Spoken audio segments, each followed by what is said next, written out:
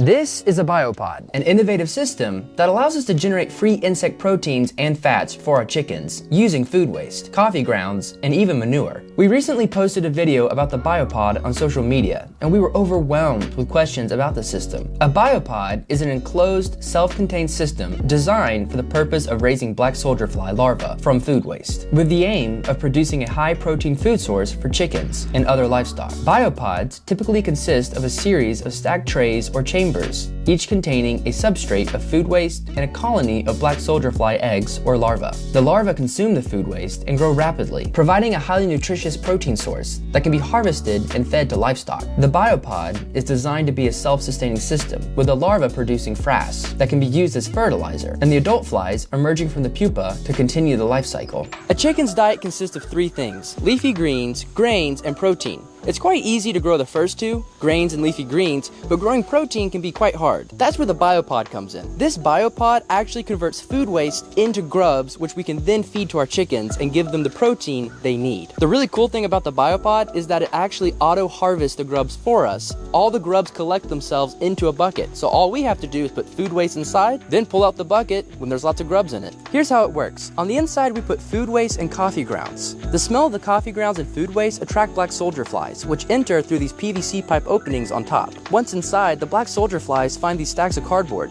Black soldier flies really like to lay their eggs in nooks and crannies, which the cardboard supplies. Therefore, all the black soldier flies lay about 700 eggs inside the cardboard. Those eggs then hatch and turn into larvae, which fall into the substrate below. Once all the larvae have eaten their fill and have matured, they start to travel upwards, and here's why. Black soldier flies need to find soil and stay in soil for about a month until they can transform into their final fly form. They know that they're not in soil. They know that it's a food source they're in, because after all, it is coffee grounds and food waste. They travel upwards on this ramp that we've made.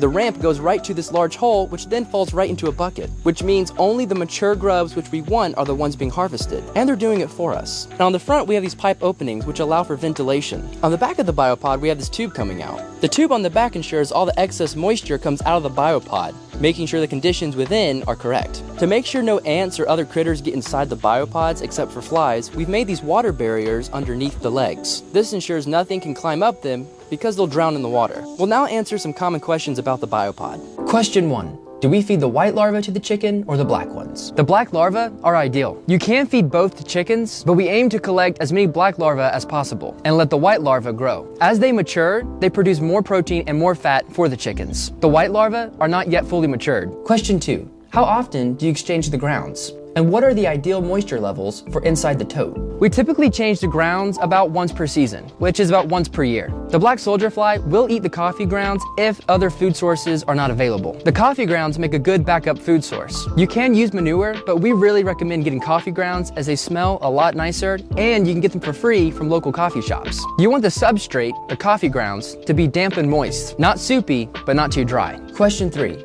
My chickens are in a small backyard coop. We don't have a ton of space and I don't want to attract flies to our backyard area, but I love this idea. My question is, does it smell and does it attract a lot of flies that linger around the area? When managed correctly, the biopod won't smell bad more than 1 to 2 feet away. You may get some other flies at first, but once the black soldier flies establish a colony, the other flies will disappear. The black soldier flies also eat the food very fast. So whereas the smell of the food on the inside might be strong at first, it will disappear. Question 4. Do you have any plans on the build and setup for the DIY biopod that you could share? Not yet, but we are planning on releasing some plans very soon. Question 5. Do snakes get into the biopod? While we have not had that issue, technically it could happen, but it's not something we've ever seen. Question 6. Could I make money selling the grubs I harvest from biopods? Probably. Grubly is a company that does just that. Grubly is a company in Atlanta, Georgia that was founded by 2 Georgia Tech students. They take food waste from other restaurants and businesses, raise black soldier flies, and sell them as chicken snacks. Question 7. Does the biopod work in Montana? During the warm months, most likely. We don't have a land lab in Montana. However, black soldier flies are native to most of North America and breed during the warm months. For us, that starts about late April to early May. You can check out Paul Wheaton's work on Montana, as he has many cool permaculture concepts tested in that climate. Question 8. Can you make a long-form video on your DIY biopod? Absolutely. We'll be releasing that video this spring. Question 9. Is the cardboard you use for the biopods toxic?